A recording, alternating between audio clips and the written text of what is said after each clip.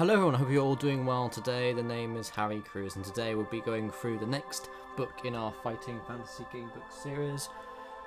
The City of Thieves is the next book which we'll be playing through in the order on this app anyway of game books. I plan to do more Final Fantasy game books than the app provides at the moment, but I'll have to get a setup where I'm actually cameraing myself and the book. And we play through it accordingly, but I'll have to get that set up. But I will, over the next few weeks and months, when we finish this app of books. So without further ado, we're going to go into the City of Thieves now. I'm going to read the background and the rules, not in great depth, because if you've seen the other playthroughs, I go through the rules in a bit more depth, but I will briefly mention them again at the start as well. We have to roll for a few dice as well on certain stats, and we'll get into it. I'll read the story, the background of the book, and we'll go for a few options as well for this part. So without further ado, let's get into this then. If you haven't played a Fighting Fantasy game book before, they're essentially adventure game books whereby you choose your decisions and what path you take. You reap the consequences or rewards depending on your actions. But the Fighting Fantasy game book series is fantastic because it really as the book says, you are indeed the hero. You are the hero of your own story, and you basically have to try and, either save the world or the town or whatnot from evil, villainous sort of stuff. And it's set in a fantasy, hence the name Final Fantasy, fantasy world. So without further ado, let's get straight into this. So I won't read this too much here. I'll kind of paraphrase it a bit and shorten it for you. But the City of Thieves is a Fighting Fantasy game book an interactive adventure in which you are the hero. You can only win by choosing the correct path, finding equipment, avoiding traps, and surviving combat. You will need to be as wise as an owl and as cunning as a weasel to triumph over the challenges ahead of you. Before embarking on our adventure, we're going to have to gain our skill points and stamina points, and this will be rolled over the next few pages. I'm going to go through the adventurer difficulty mode because it's how Ian Livingstone, the person who wrote this book, designed it, where you'd get you'd have to roll 1d6 plus 6 as your starting skill. We also get bookmarks as well, which is really cool. So we're going to go for the adventurer mode, and now we're going to have to roll the stamina points, and the stamina points reflect your general constitution and your will to survive, your determination and your overall fitness. The higher your stamina points are, the longer you'll be able to survive in theory. You must roll 2 dice and add 12 to the number rolled, and this is entered on your stamina box on your adventure sheet, which you will have a look at later on. So we're going to roll 2 dice and see what our skill is. Oh my goodness, wow, we rolled 12 out of 12. So we've actually got max stamina. We are pretty hench in this game book, so we've got 24 stamina, unbelievably. Now we're going to determine our skill level. The skill reflects your swordsmanship and general fighting expertise. The higher, the better. Your starting skill is determined by rolling 1 die and adding 6 to the number. So let's roll our skill. Very decent. 5 out of possible 6, which means our skill base is 11. Very, very high indeed. We're going to be proper good at this book, I reckon. And now our last roll we've got to do is our luck score, and this indicates how naturally lucky a person we are. Luck and magic are facts of life in the fantasy kingdom you are about to explore, and it's very similar to the skill. We have to roll just 1 die and add 6 to the number, and I think higher the better. And again, we've got a base of 11, so very, very strong stats. I mean, you've got max stamina and nearly max skill and luck, so I think we are we're in very, very good shape for this book. So bring it on, City of Thieves. Now, in addition to your other starting equipment, you may also take 1 bottle of a magical potion which will aid you on your quest. Each potion contains enough for 1 measure, so use it wisely. The potions of skill and strength will fully restore your skill and stamina points respectively. However, the potion of fortune will add 1 to your initial luck before fully restoring your luck points. So our luck is 11. If you wanted to use the potion of fortune and to refill our luck all the way back to the top, it would actually give us a total luck of 12. So I reckon we're actually going to go for the potion of fortune here, because I reckon in a City of Thieves there'll probably be a lot of luck rolls we'll have to do. lots of chance-based rolls anyway, so I reckon the Potion of Fortune is probably a good one to go for. Now, our adventurer's equipment. Normally it's very similar to the other books, but I will actually read through it very briefly. So we've got a sword, shield, leather armour, and a backpack containing provisions for the journey ahead. Now, of course, provisions, we can gain 4 stamina points per meal, and we can eat them at any time except in combat. And we have 10 provisions. And hardcore mode actually starts with 3, which is very interesting, so maybe I'll go through one of the books in hardcore mode to see how interesting that would be. Usually, the scores of the stamina, skill and luck will only be restored to their initial amount, but on very rare occasions, a particular page may grant an effect that defies this rule. Once we've readied our equipment, we may begin. May the luck of the gods go with you on your adventure ahead. So, let's read the intro, the background, have a drink. If you haven't already, liked and subscribed as well, it'd be really helpful as well for the channel. If you're enjoying this playthrough so far, and I've got plenty of other playthroughs of Final Fantasy Gamebook series as well on my channel. I have done the first 3 books, so I've done the Walk of Firetop Mountain, the Citadel of Chaos and the Forest of Doom, and this is book 5. The 4th playthrough that I've done of the Final Fantasy Gamebook series, so I'm hoping you're going to enjoy them, and I've got plenty of other things as well on my channel, but without further ado, enough self-promotion, let's get into this. You are an adventurer in a world of monsters and magic, living by quickness of wit and skill of sword. You earn your gold as a hired warrior, usually in the employ of rich nobles and barons on missions too dangerous or difficult for their own people. Slaying monsters and fearsome beasts in pursuit of some fabled treasure comes as a second nature to you. Being an experienced and highly trained in the art of the sword, you allow nothing to stand in your way on your quests. Your success on a mission is always assured, and your reputation is spread throughout the lands. Whenever you enter a village or town, the news of your arrival spreads through the citizens like wildfire. Few of them have ever met a dragon slayer before. One evening, after a long walk through the outlands, you arrive at Silverton, a town which lies at the crossroads of the main trading routes in these parts.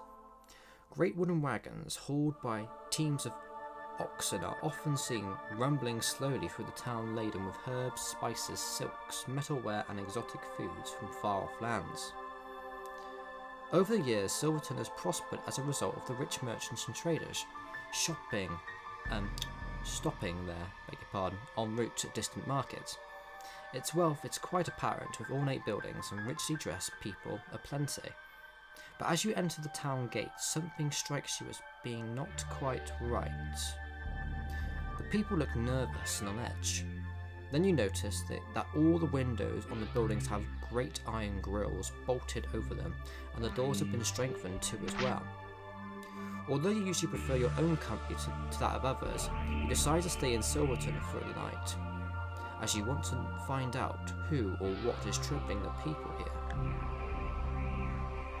As you walk down the main street, a single note from a bell rings out from a tall tower ahead, and a man shouts, almost desperately, Nightfall, everyone indoors!"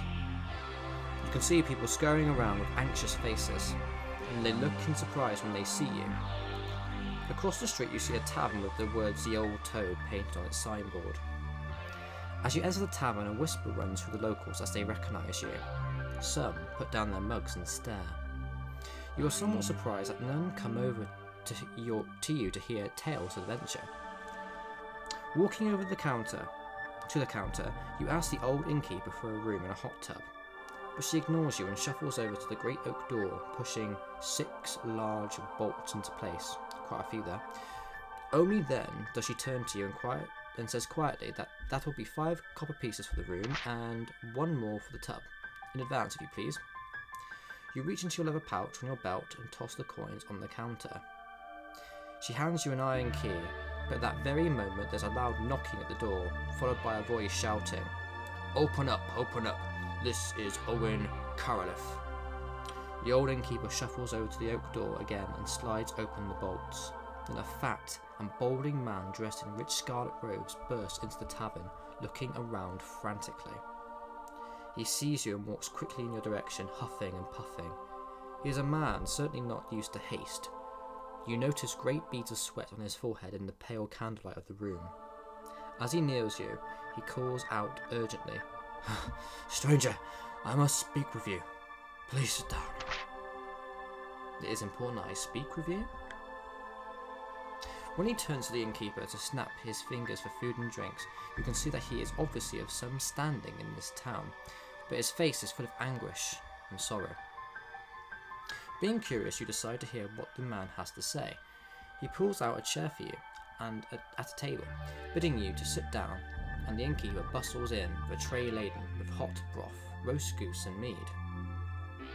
The man in scarlet robes sits opposite in silence, watching you as you feast as though examining you for some purpose of his own. Finally, as you push your plate away, the man leans forward and says in a low but anxious voice, "Stranger, I know of you, and seek your aid. My name is Owen Carolith, and I am Mayor of Silverton. Or Mayor of Silverton, depending where you're from. We are in great trouble and danger. We are living under a curse, and it is I who must rid us of it. 10 days ago, 2 messengers of evil rode into a town on huge black stallions. Stallions with fierce red eyes. It was impossible to see the faces of the riders, for they wore long black cloaks with hoods pulled over their faces. Their voices were cold, and each word spoken ended with an unnerving hiss. They asked for me by name, and when I came to greet them, they wanted to take my beloved daughter, Mirella, to stay with their master, Zanbar Bone. No doubt that you know he is the Night Prince. Of course, I refused their demand, and without another word, they turned and rode slowly out of town, heads down and shoulders hunched. I knew then that beneath the cloaks were hidden the skeletal and soulless bodies of spirit stalkers. Zanbar Bone always uses them as his messengers, as they will complete the mission or die in the attempt, and they do not die easily. Only a silver arrow through the heart will release those evil beings from their eternal twilight existence.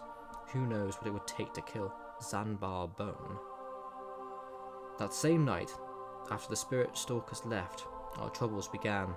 The Night Prince was angry and determined to harm us. 6 moon dogs came, each stronger than 4 men, each with razor-sharp fangs. They stalked through the town, entering homes through open windows and killing the poor people inside. In the morning, we counted 23 dead, so we barred our windows and bolted our doors. Yet each night the moon dogs return, and we are unable to sleep for fear that they might find a way into our homes. Some people are now talking of sending Morale to Zanbar Bone. Those whimpering traitors, I should have them flogged. But what good would that do? There is but one hope, and that rests with you, stranger. There is a man called Nicodemus, who, for reasons I'll never understand, lives in Port Blacksand. The place is commonly called the City of Thieves, as it is the home of every pirate, brigand, assassin, thief, and evildoer for hundreds of miles around. I think he lives there just to get some peace from the likes of us. He is a wise old wizard, and is unlikely to come to much harm even in Port Blacksand, for his magical powers are great. He alone is capable of defeating Zanbar Bone. He used to be a friend of mine many years ago. We need him, and I beg you to bring him to us. None here dares enter Port Blacksand. You will be very well rewarded if you help us, stranger. Take these 30 gold pieces for your journey, and take this sword to use and keep. As Owen Carolith rises, he pulls back his scarlet robe, revealing the finest broadsword you have ever seen. He hands it to you, and touching the edge of the blade, you are surprised to see a droplet of blood fall from your finger. Then you examine the marvellously ornate gilded serpents twinning around the hilt. You have never wanted anything so badly in your life before. You stand up and hold out your right arm to Owen. He shakes it eagerly, saying, "You must set off at first light at dawn. The moon dogs will be gone by then. I shall be forced to stay the night there also. So let's drink to our destiny, and may the gods be... I shall be forced to stay the night here also. So let's drink to our destiny, and may the gods be with us." For the next hour, Owen talks about your coming journey, explaining in detail how to reach Port Blacksand. Later you gather up your backpack and furs and climb the wooden stairs to your room. You sleep uneasily despite the security afforded by your new broadsword, as you are more than once woken by the sniffing, scratching and howling of the roaming moondogs outside. By dawn you are already awake and dressed, determined to reach Port Blacksand quickly to find this man Nicodemus. As you leave the tavern, a black cat scurries past your feet, and you almost trip. A bad omen, perhaps? I'll turn over. So that was quite a long intro there. Very interesting storyline, like it. So we have to help the mayor or mayor of the town, of this town, I guess, city, and we have basically got to try and kill this, I guess, sorcerer, in the city of Thieves, Port Blacksand even. So without further ado, let's continue this. Let's play through. So to recall, we've got 24 out of 24 stamina, max that we could possibly get initially. 11 skill, very, very high skill, and 11 luck, again, very high. We've got 30 gold pieces given to us by the mayor. Potion of fortune as well, and 10 provisions, which is what we've got with our consumables. We've got leather armour, a shield, and a majestic broadsword as well, and a backpack. And then that's everything we've got so far. And without further ado, let's get into the decision making. Very interesting character there. The walk to Port Blacksand takes you west some 50 miles across plains and over hills, fortunately without any harmful encounters. Eventually you reach the coast and see the high wall surrounding Port Blacksand, and the cluster of buildings projecting into the sea like an ugly black mark. Ships lie anchored into the harbour, and smoke rises gently from the chimneys. It looks peaceful enough, and is only when the wind changes that you smell the decay in the breeze to remind you of the evil nature of this notorious place. Following the dusty road north along the coast to the city gates, you begin to notice fearful warnings, skulls on wooden spikes, starving men in iron cages suspended from the city wall, and black flags everywhere. As you approach the main gate, a chill runs down your spine and you instinctively grip the hilt of your broadsword for reassurance. At the gate you are confronted by a tall guard wearing a black chainmail coat and iron helmet, hence the picture. He steps forward, barring the way with his pike, saying, "Who would enter Port Blacksand uninvited? State the nature of your business or go back the way you came." Quite an intimidating character. Spear, cool looking belt, I guess. Fashionable helmet. How will you respond? Tell him that you wish to be taken to Nicodemus. Tell him you wish to sell some stolen booty. Or if you want to just attack him quickly with your sword, turn to 49. Now, I don't think attacking him is probably the wisest choice, because if he's the guard, they'll just take us away to a cell. Sell stolen booty probably isn't a bad option, because considering the city of thieves, I mean, come on. I mean, that's something that you would say, wouldn't you? Right? Because there's lots of pirates, brigands, as it was mentioned, so that probably isn't the worst choice. And Nicodemus, he may know him, but if he does, I don't think that he would bode well, especially if he knows that Nicodemus is probably like not kind of in his value system, so I reckon the storm booty is probably the best idea. You tell the guard that you wish to sell some silver chalices that you stole from a tavern in Silverton, and that you will pay him a gold piece for his advice as to where to go for the best price. The guard looks at you suspiciously, saying, "Let me have a look at those chalices in your backpack before I admit you." Tell him that you should know that the chalices are cursed and should be only examined by a mage.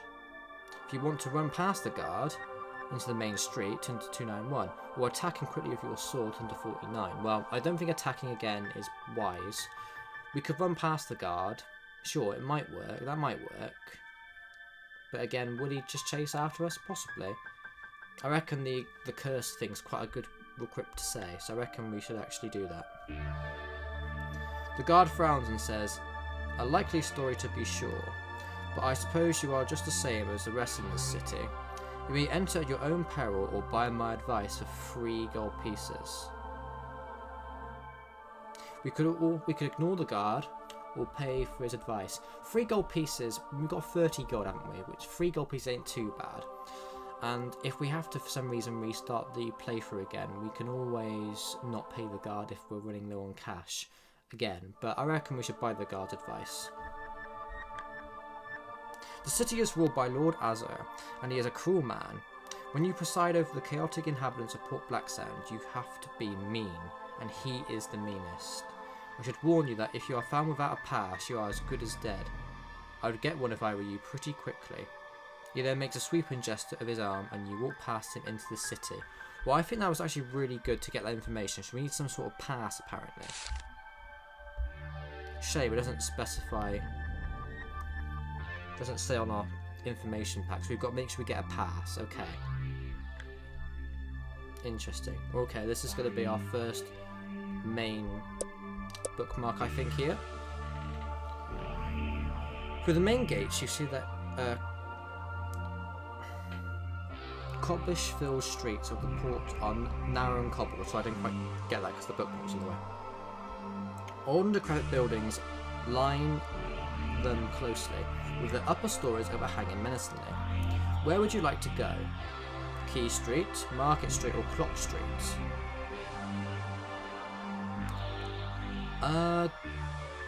Which way should we go, guys? Key Street, Market Street, or Clock Street? Clock Street sounds quite cool. Market Street, I reckon we just go straight. That's probably just to continue going into the town and that's it. I reckon west or east. So I reckon Clock Street. See what's down here. Sounds interesting. Who's that fella? Walking along the narrow street, you see a man wearing tattered rags sitting in the gutter. His head rests on his hands and he looks thoroughly miserable. If you wish to stop to talk to him, turn to 331, or if you wish to continue walking east, turn to 161. Looks miserable, huh? He may have some information for us. Should we speak to him? I reckon so. Uh-oh. As you approach the man, he suddenly springs up and screams at the top of his voice. He produces a dagger from his ragged clothing and leaps at you. His wild eyes belong to a man insane or possessed. You must fight. Okay, our first combat of this book, so if you recall correctly, we have to roll 2 dice, add it to our skill, which is 11, and his skill subsequently is 5, so we've got a 6 lead advantage on our dice rolls. The highest hits the opposition. So we've scored quite easily, yeah, so 19. He's quite a weak enemy to face. One more should do it. You can also use them to either reduce damage or to add an additional point of damage as well, but I don't see the point in using that just yet. We are triumphant, so we do indeed win, so let's continue.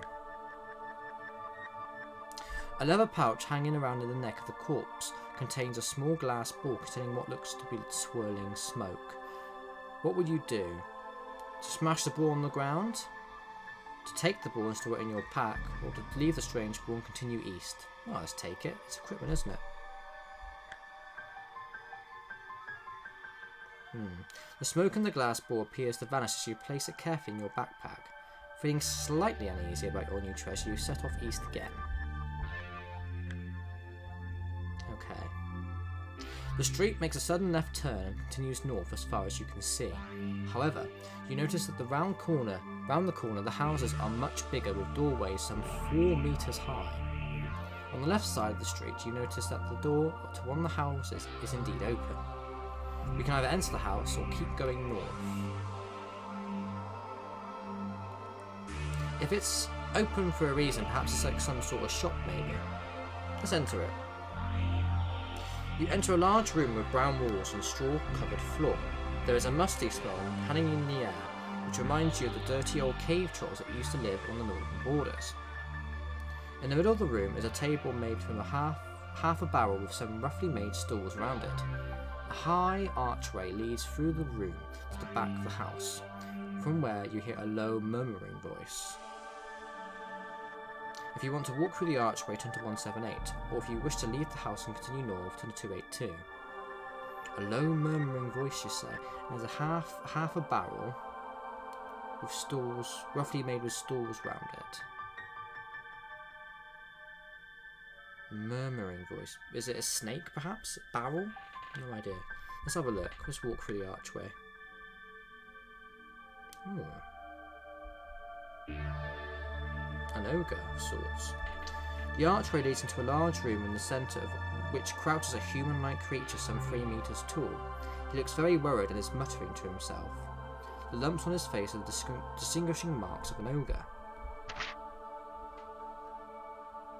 What would you like to do? Attempt to speak with him, attack him with your sword, or leave the house and head north? Let's speak to him, shall we? Before you are able to speak a word, the ogre's voice booms out saying, "Somebody has stolen all my food. Will you give me some of yours?" If you wish to give the ogre some of your food, you will lose 2 provisions. Share your food with the ogre, or refuse his request. We've got 10 provisions, and our stamina is very high, so I reckon we can afford to lose 2 provisions. Let's share this food. The ogre gulps down the food in no time at all. Licking his lips, he turns to you and tells you to get out his home. If you wish to obey the ungrateful ogre, turn to 282. Or if you wish to draw your sword and teach him a lesson, turn to 140. Well, we didn't obey the guard's advice, did we? The only way to get about is being sort of cruel, mean, and that's why the head of this, the lord of this place, is the meanest. Personally, I reckon we should teach him a lesson, don't you? The ogre looks unimpressed by your aggressive action and picks up a large bone as a weapon and lumbers towards you. You must fight. Well, I think personally, he's quite high. He's actually quite a strong individual. 9 stamina, 8 skill, but we are indeed better. But you know what? He ate 2 stamina, guys. He ate 2 of our provisions. Sorry. So that's not on, is it? We've got to teach him a lesson in not stealing and not being grateful. It's important to be grateful. We were grateful for, you know, the silver turning bar and his advice and the pretty badass sword, you know. So. Yeah, defeated him, no problem. The ogre's room is full of clutter and discarded bits and pieces. It does not appear to have he has tidied it in years. Rummaging through the jumble, you find a polished wooden box with a handmade white shell inlaid on the lid. The box is locked and you cannot find the key to open it. We can either smash it with our sword or leave the house. Let's smash it. The box shatters and you see 2 gems, 15 gold pieces and a white silk glove lying amidst a broken piece of wood. I reckon the glove surely must be something good if it's in a box with gems and gold pieces, right? That's kind of my gut instinct on that. Oh, bugger. As you slide your hand into the glove, it seems to come alive and cling tightly to your hand. Then it changes texture and becomes hot, and you feel as though your hand is covered with a burning tar which you are unable to shake off. Mercifully, it cools down, but a thin white film remains on your hand, making it difficult to open and close. You lose 2 skill points. Yeah. You curse and leave the house to head north. Damn it. That really has been consequential there. 9 skill, that. Damn it. Never mind. On your right hand side of the street, you see a large wooden barrel and a small boy sitting beside it on a stool. If you wish to talk to the boy, turn to 119, or to keep walking north, turn 247. Let's talk to the boy. The small boy smiles and thrusts a tin mug into your hand. He tells you that the barrel contains sparkling water that cures ills, wounds and diseases. To fill the mug, it costs 3 gold pieces. If you wish to drink the water, turn to 233, or if you would rather keep your gold and walk north, turn 247. Well, to be honest, I think it's probably just water. I don't think it's going to actually cure curses and stuff, so, because otherwise there won't be many, and you'd be charging much more than 3 gold pieces, I can tell you that, so I reckon we should just keep walking. The street makes a sharp turn to the left and continues west for some distance. Turning the corner, you are suddenly jumped on by 3 short, stocky assailants who were hiding down an alley. 2 grab your legs and one tries to knock you out with a cudgel. Test your luck. Well, we've got 11 luck, so we've got quite good luck so far, so we are indeed lucky. You manage to duck and avoid the blow as the cudgel swings through the air above your head. You punch the dwarf holding it. He lets out a scream and drops the cudgel. Feeling his bleeding nose, you see the blood on his hands and he screams again and runs off down the alley. The other 2 dwarfs hold your legs, realising that you are not an easy victim, and run off after their fellow robber. We can either chase him down the alley, or head off west again. Well, let's be a bit reckless and risky in this playthrough, because we've already lost 2 skill. Let's chase him down the alley. The alley is narrow and dark and runs south some 20 metres before coming to a dead end at the wall. The dwarves are nowhere to be seen. You start walking slowly back up the alley when suddenly a large net falls on you from above.